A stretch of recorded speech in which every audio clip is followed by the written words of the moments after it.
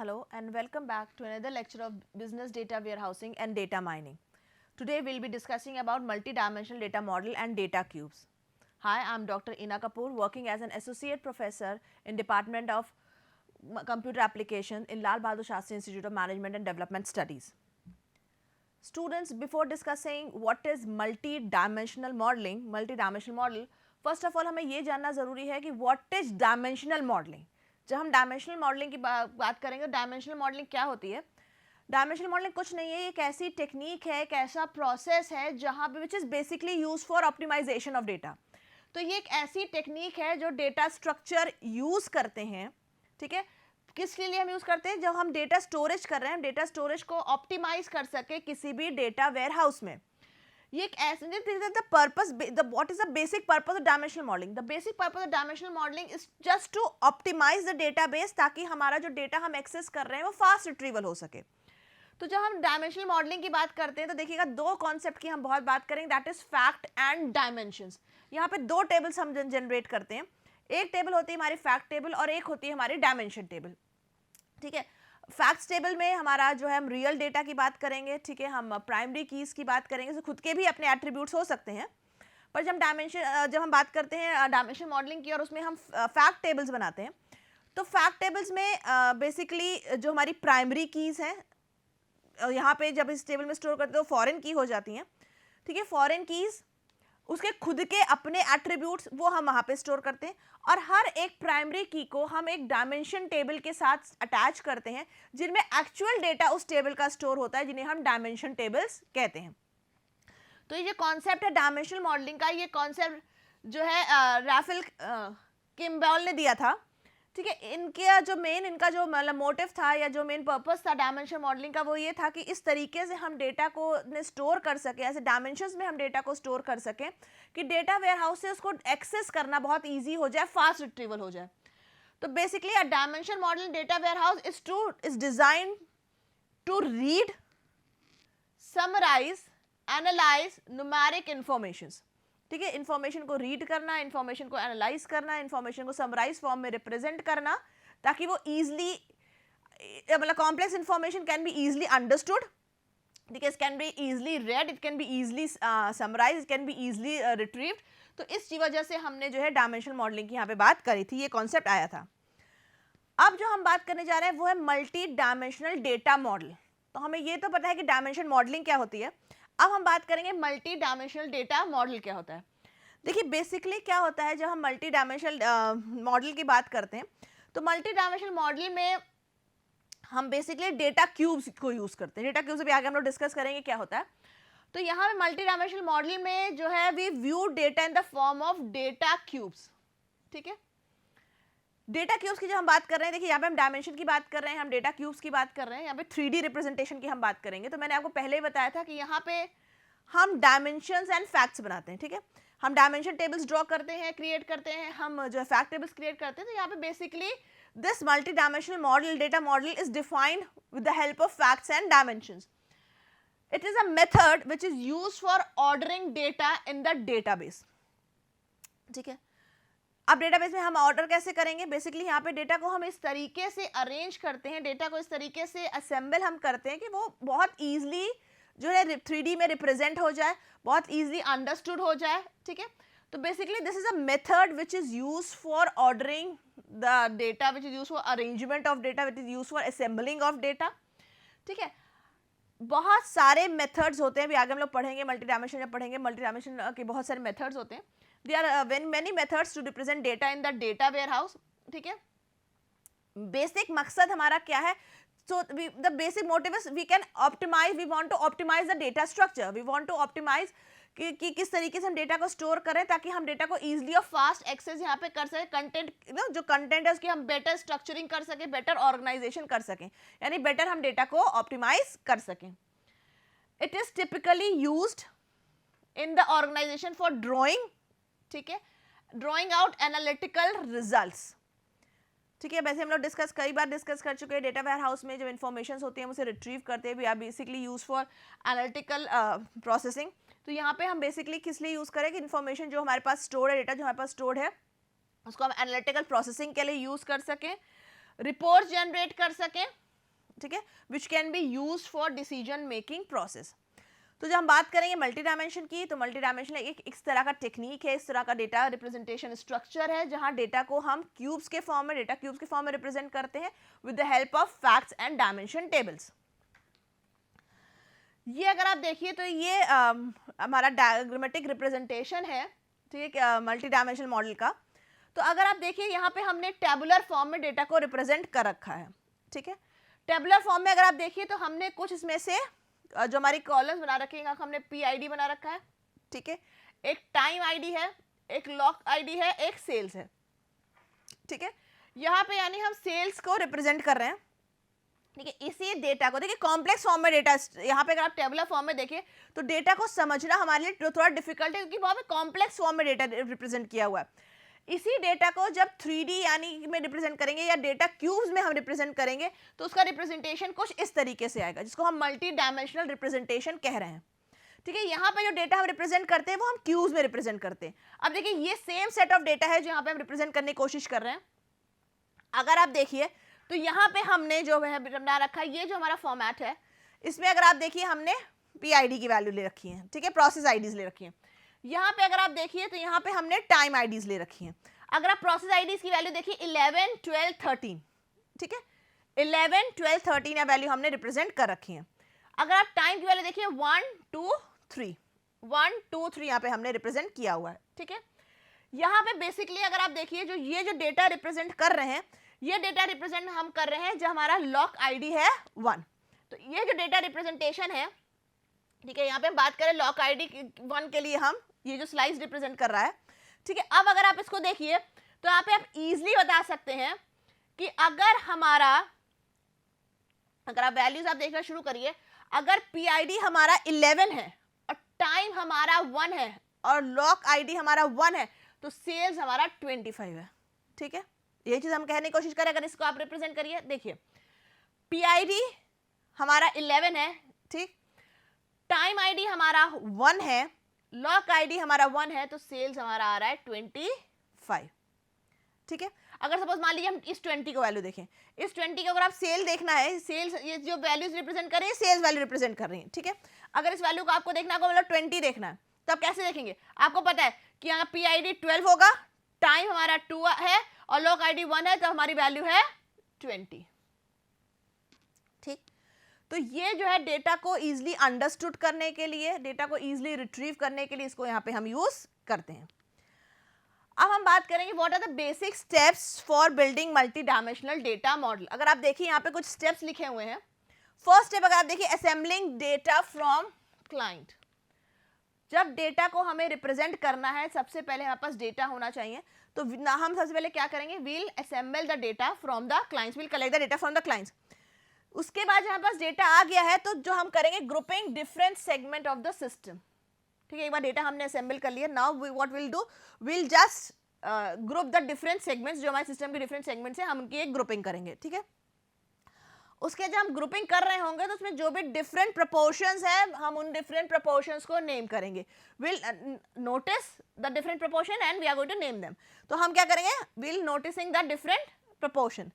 उसके बाद हम क्या करेंगे, हम एक्चुअल टाइम फैक्टर्स प्रिपेयर करेंगे और उनकी क्वालिटीज को यहाँ पे रिप्रेजेंट, रिस्पेक्टिव क्वालिटीज को यहाँ पे फाइंड आउट करेंगे, रिप्रेजेंट करेंगे।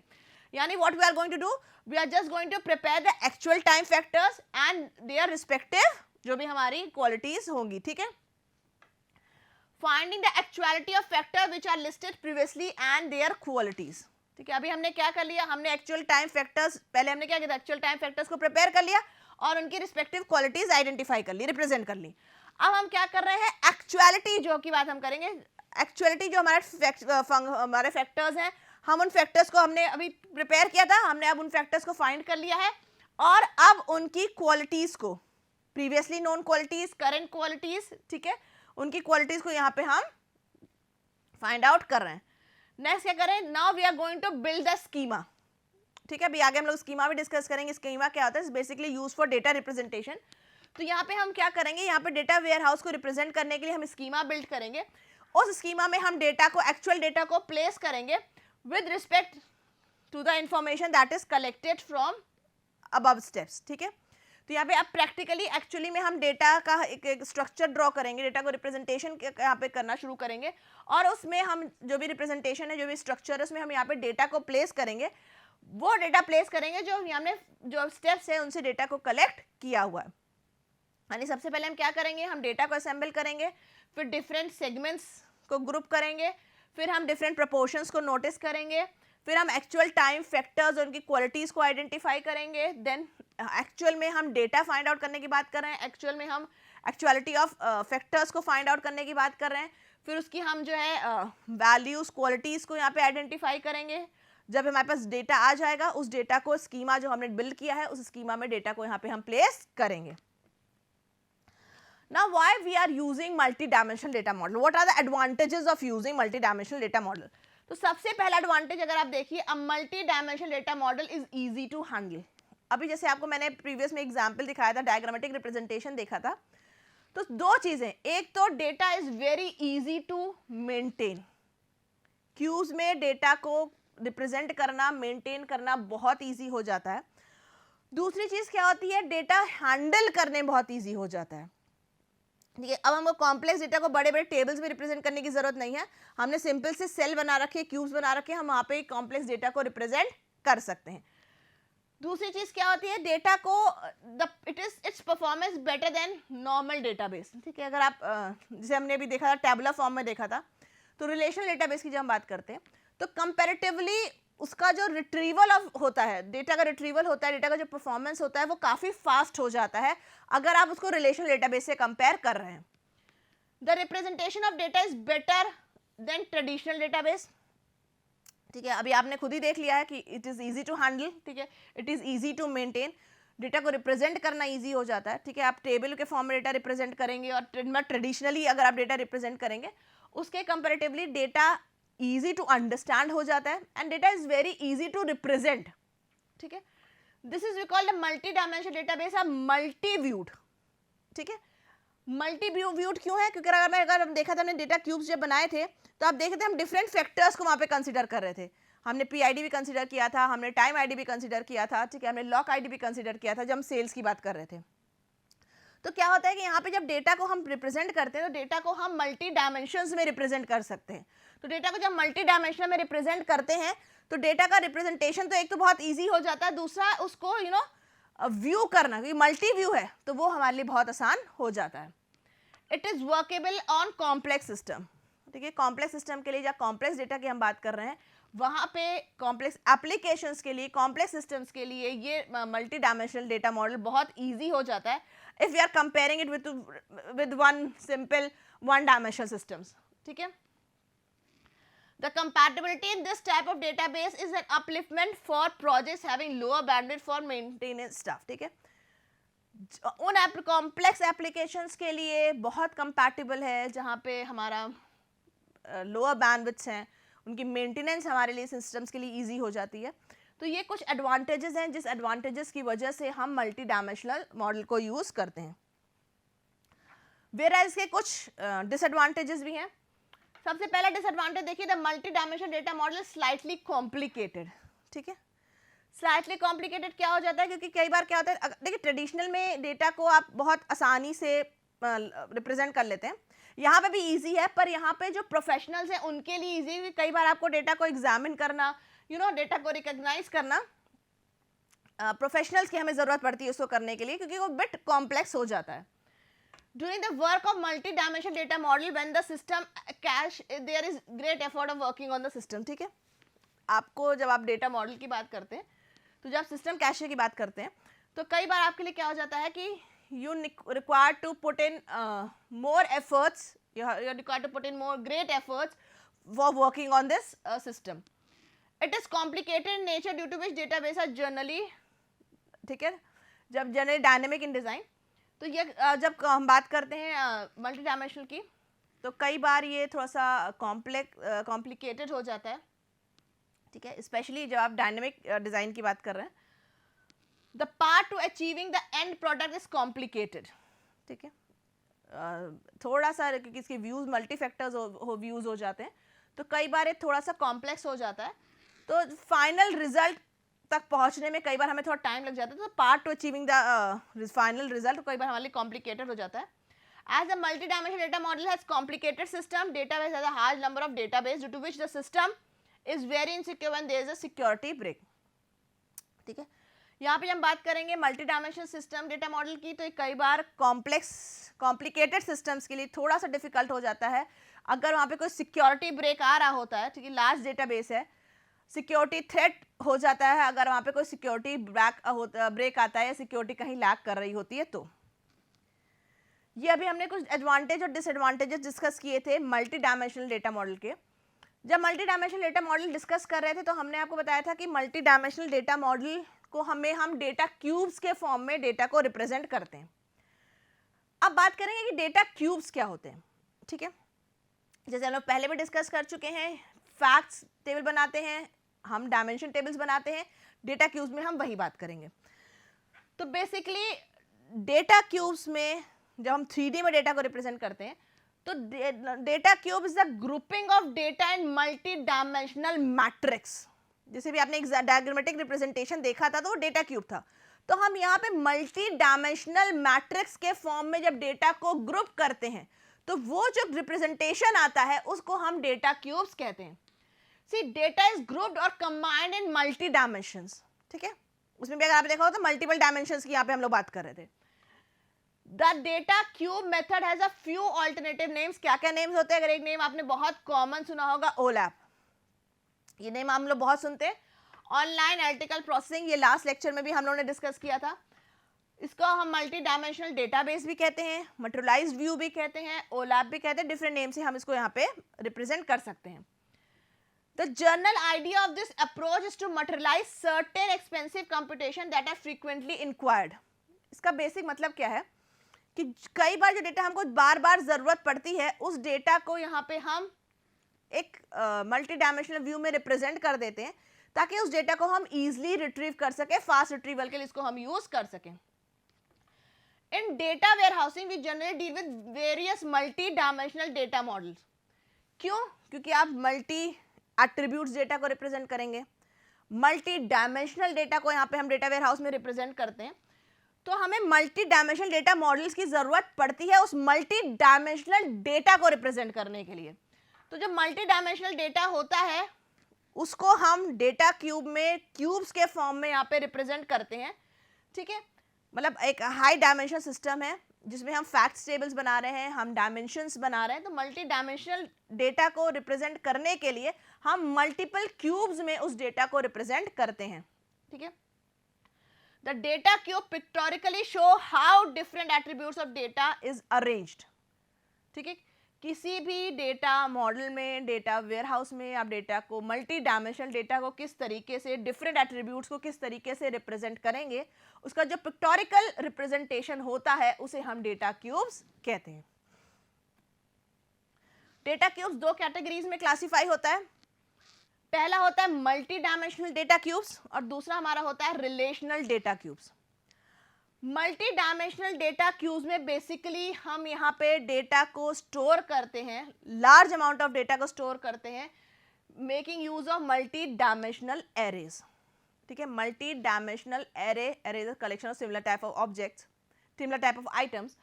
तो यहाँ पे बेसिकली हम क्या करते हैं, लार्ज अमाउंट ऑफ डेटा को जब हम with the help of multi dimensional array represent करते हैं तो उस तरह के रिप्रेजेंटेशन को हम मल्टी डायमेंशनल डेटा क्यूब्स कहते हैं. ठीक है, इसे बेसिकली हम इंडेक्सिंग करते हैं. तो जितने भी हमारा रिकॉर्ड्स हैं उनका हम एक इंडेक्स क्रिएट करते हैं, उन इंडेक्स की हेल्प से हम डेटा को रिट्रीव करते हैं, इसलिए डेटा रिट्रीवल यहाँ पे काफ़ी फास्ट हो जाता है. ठीक है, दूसरा हमारा होता है relational data cubes. Relational data cubes basically यहाँ पे हम लार्ज अमाउंट ऑफ डेटा को जब यूज़ करते हैं तो यहाँ पे हम रिलेशनल टेबल्स की बात करते हैं. ठीक है, यहाँ पे हम यहाँ पे एरे नहीं बना रहे, यहाँ हम रिलेशनल टेबल्स बना रहे हैं. हर रिलेशनल टेबल जो है एक डायमेंशन को रिप्रेजेंट करेगा. ठीक है, एक डेटा क्यूब के डायमेंशन को रिप्रेजेंट करेगा. And when you we compare multi dimensional data cube and relational data cubes, तो they are relational data cubes जो बिट स्लोअर होते हैं क्योंकि यहाँ पे इंडेक्सिंग नहीं करते हैं. तो डेटा को जब रिट्रीव करते हैं तो वो हमारे लिए क्वाइट डिफिकल्ट हो जाता है. अगर आप बेसिकली देखें तो यहाँ पे हम कुछ ऑपरेशंस की बात कर रहे हैं. ये हमारे डेटा क्यूब से कुछ ऑपरेशंस हैं. पहला ऑपरेशन होता है रोल अप। रोल अप में बेसिकली हम क्या करते हैं, हम एग्रीगेशन की यहाँ पे बात करते हैं। यहाँ पे जो हमारे सिमिलर टाइप ऑफ ऑपरेशंस होते हैं उनको हम एग्रीगेट कर लेते हैं और फाइनल रिजल्ट तक पहुँचते हैं। सपोज हम आपसे कह रहे हैं कि सपोज आपको पता है किसी एम्प्लॉय की 1 डे की सैलरी क्या है, ठीक है। तो किसी भी अगर आप एम्प्लॉय की या कस्टमर की आपको एक दिन की सैलरी पता है तो आप उसकी पूरे मंथ की सैलरी को कैलकुलेट कर सकते हैं।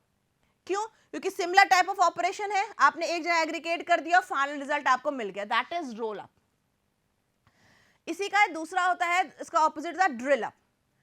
ड्रिल अप में हम क्या करते हैं, यहाँ पे हमारे पास इंफॉर्मेशन है, उस इंफॉर्मेशन को हम और ड्रिल करते हैं, डेटा है, डेटा को हम फर्दर ड्रिल कर रहे हैं फाइनल रिजल्ट तक पहुंचने के लिए। सपोज मैंने आपसे कहा कि मुझे ये जानना है कि इंडिया में कितने विलेजेस हैं, तो मेरे पास इंडिया की इंफॉर्मेशन है, हमने उस इंफॉर्मेशन को डिवाइड कर दिया स्टेट्स में, सिटीज में, डिस्ट्रिक्ट्स में, विलेज में, ठीक है, हमने ड्रिल डाउन कर दिया, तो हम इजीली फाइंड आउट कर सकते हैं कि हमारे पास इंडिया में कितने नंबर ऑफ विलेज हैं। देन होता है स्लाइसिंग। स्लाइसिंग में हम क्या करते हैं, नाम सजेस्ट कर रहा है, इंफॉर्मेशन को हम स्लाइस कर देते हैं, यानी अननेसेसरी जो भी इंफॉर्मेशन है उन पोर्शंस को हम यहाँ पे स्लाइस करके अलग हटा देते हैं, तो हमको उतनी ही इंफॉर्मेशन मिलती है जितनी इंफॉर्मेशन की हमने रिक्वेस्ट करी है। सपोज मेरे पास कंट्रीज, डिफरेंट कंट्रीज का डेटा है, मुझे सिर्फ इंडिया का डेटा चाहिए, ठीक है, तो वहां पे हम क्या कर देंगे, हम लिख देंगे कंट्रीज इक्वल टू इंडिया। तो सारे डेटा में से, सत्य डेटा वेयरहाउस में इतना भी आपका डेटा है, उस सारे डेटा में से आपको सिर्फ इंडिया का डेटा देगा, बाकी डेटा वो आपको बाकी डेटा आपको डिस्प्ले नहीं करेगा, शो नहीं करेगा। यानी आपने स्लाइस कर दिया है वो पोर्शन जितना आपको चाहिए था, बाकी पोर्शन आपने वहां से हटा दिया। नेक्स्ट होता है डाइसिंग। डाइसिंग में हम क्या करते हैं कि यहाँ पे बेसिकली हम एक क्यूब में से सब क्यूब्स जनरेट करते हैं, यानी मल्टी डायमेंशनल एस्पेक्ट पे हम डेटा को यहाँ पे स्लाइस कर देते हैं।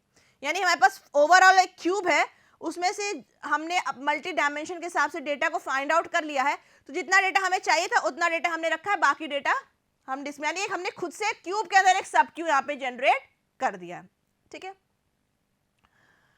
नेक्स्ट हमारा होता है पाइवट। पाइवट में हम क्या करते हैं, व्यूज चेंज कर देते हैं, डेटा को डिफरेंट व्यूज में रिप्रेजेंट करते हैं ना, जैसे जैसे हमारा व्यू चेंज हो जाता है डेटा का रिप्रेजेंटेशन चेंज हो जाता है, ठीक है। मान लीजिए अभी मैं कोई इंफॉर्मेशन देखना चाह रही थी सिटी वर्सेस स्टेट, ठीक है, तो वो मुझे डेटा रिप्रेजेंट हो रहा था, पर अब हम देखना चाहते हैं सिटी वर्सेस डिस्ट्रिक्ट या विलेज, तो यहाँ पे हमने क्या किया, डेटा का व्यू चेंज कर दिया। तो जब डेटा का व्यू चेंज हो जाता है तो डेटा उसी व्यू में रिप्रेजेंट किया जाता है जिस व्यू में यूजर को डेटा रिक्वायर्ड है। तो ये बेसिक कुछ ऑपरेशंस हैं जिनकी हम बात कर रहे थे। अब हम बात करेंगे कि एडवांटेजेस क्या क्या होते हैं, ठीक है। अभी से हम लोगों ने कुछ डिस्कस किया कि डेटा क्यूब्स के क्या क्या हमारे पास ऑपरेशंस हो सकते हैं, डेटा क्यूब में क्या क्या ऑपरेशंस हम कर सकते हैं। अब हम लोग डिस्कस करेंगे डेटा क्यूब्स के एडवांटेजेस क्या होते हैं। देखिए सबसे पहला बेसिक एडवांटेज क्या है कि पूरे डेटा को एक समराइज व्यू में जब हम रिप्रेजेंट कर सकते हैं तो उसको हम डेटा क्यूब्स कह रहे हैं, ठीक है। ये तो हमने पहले भी डिस्कस कर चुके थे। यानी इसका सबसे पहला एडवांटेज क्या है, it helps in summarise in giving a summarise view of data, ठीक है। तो एक ही जगह पे आपको डेटा जो है समराइज फॉर्म में मिल जाता है। Data cube store large data in simple format, simple way, बहुत सिंपल फॉर्मेट है, आपने देखा भी था, आपने जब डायग्रामेटिकली रिप्रेजेंट किया था, तो एक सिंपल क्यूब्स के फॉर्म में हम डेटा को बहुत इजीली यहाँ पे रिप्रेजेंट कर सकते हैं, डेटा को शो कर सकते हैं। तो कॉम्प्लेक्स डेटा को, लार्ज वॉल्यूम ऑफ डेटा को आप सिंपलेस्ट फॉर्म में यहाँ पे रिप्रेजेंट कर सकते हैं। Data cube operation provides quick and better analysis, fast retrieval of data है, ठीक है, क्विक डेटा है, इजीली अंडरस्टैंडेबल डेटा है। तो यहाँ पे हम क्या कर सकते हैं, डेटा क्यूब का जो ऑपरेशन है बेसिकली आपको क्या करता है, बहुत क्विक और बेटर एनालिसिस ऑफ डेटा यहाँ पे आप कर सकते हैं। यहाँ पे it improves the performance of data, ठीक है, क्यों, क्योंकि अभी हमने पहले भी डिस्कस कर चुके हैं, क्वालिटी ऑफ डेटा अच्छी होती है, ठीक है, समराइज फॉर्म में डेटा है, सिंपलेस्ट फॉर्म में आपको डेटा मिल जाता है, डेटा बहुत ईजिली आप क्विक रिट्रीवल है, बेटर एनालिसिस है, तो ओवरऑल क्वालिटी जो होती है वो बहुत अच्छी होती है, तो परफॉर्मेंस आपकी डेटा की बहुत ज़्यादा इंप्रूव हो जाती है। यूज़र इंटरफेस जो है बहुत सिंपल यूज़र इंटरफेस है, ठीक है, बहुत सिंपली, बहुत बेसिक, बहुत नेविगेशन बहुत इजी है। दूसरा जो आप, क्योंकि फास्ट रिट्रीवल ऑफ डेटा है, यानी आप बहुत ईजिली, बहुत फास्ट आप यहाँ पे क्वेरीज को आंसर कर सकते हैं। ये बेसिकली कुछ एडवांटेजेस हैं, ठीक है, बेसिक कुछ एडवांटेज हैं जो हम लोग ने डिस्कस किए हैं डेटा क्यूब्स के। तो आज के लेक्चर में हम लोग डिस्कस किया था कि मल्टी डायमेंशनल डेटा मॉडल क्या होता है, हम लोग डिस्कस किया है कि डेटा क्यूब्स क्या होते हैं। नेक्स्ट फर्दर वीडियोस में हम लोग डिस्कस करेंगे किस तरीके से हम डेटा को और रिप्रेजेंट कर सकते हैं मल्टी डायमेंशनल डेटा मॉडल के फॉर्म में। आई होप आज का लेक्चर आपको क्लियर होगा। Thank you.